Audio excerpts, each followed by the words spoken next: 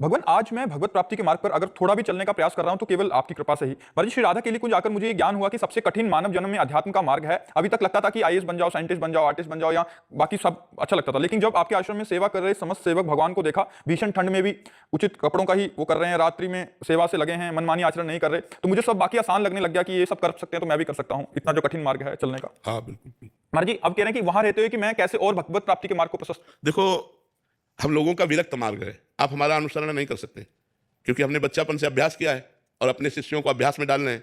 आप समझो ऐसी सर्दी में जैसे मात्र एक कपड़ा पहने हुए हैं, तो इन पर नजर है, स्वास्थ्य न खराब होने पावे। जब आज्ञा दी है तो आंतरिक नजर है कि स्वास्थ्य न खराब होने पावे, जानकारी प्रगट में और अंतर से भागवतिक बल कि आपको सहनशीलता मिले। लेकिन इनको जो गति मिलेगी वही आपको गति मिलेगी यदि गंदे आचरण छोड़ दो और जो कर्म कर रहे हो वो धर्मयुक्त करो और उसे भगवान को समर्पित कर दो और नाम जप करो, तो वही गति मिलेगी जो इनको मिलेगी। लेकिन इनमें आप में क्या अंतर होगा, आप केवल अपना कल्याण कर सकते हैं और ये जब तैयार हो जाएंगे ना तो हजारों का कल्याण कर देंगे।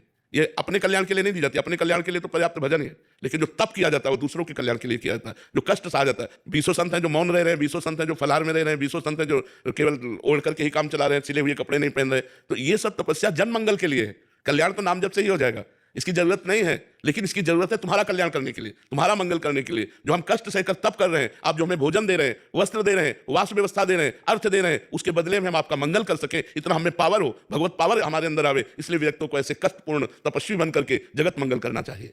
आपका नाम जब से, भगवत कथा कीर्तन सुनने से और पाप कर्म ना करने से, इतने से ही बड़ा मंगल हो जाएगा, बड़ा मंगल हो जाएगा।